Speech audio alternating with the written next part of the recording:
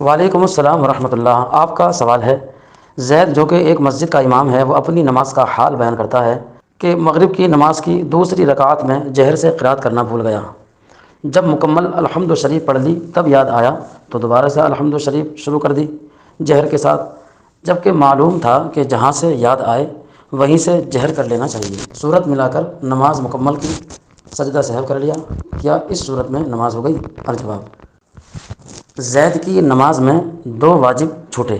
ایک، جہری نماز میں ایک آیت کی مقدار اگر سر سے یعنی آہستہ پڑھ لیا جائے تو سجدہ سہو لازم ہو جاتا ہے، اور دوسرا یہ ہے کہ الحمد شریف کو دو بار پڑھنے سے بھی سجدہ سہو لازم ہو جاتا ہے۔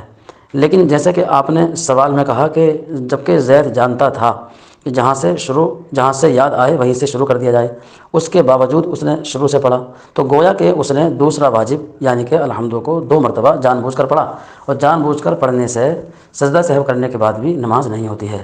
یعنی یہ اصول اور ضابطہ یاد رکھیں، اگر واجب دھوکے سے چھوٹے تو سجدہ سہو سے اس کی تلافی ہو جاتی ہے، اور اگر کوئی بندہ جان بوجھ کر واجب کو چھوڑ دے تو سجدہ سہو کرنے سے بھی کام نہیں چلتا ہے۔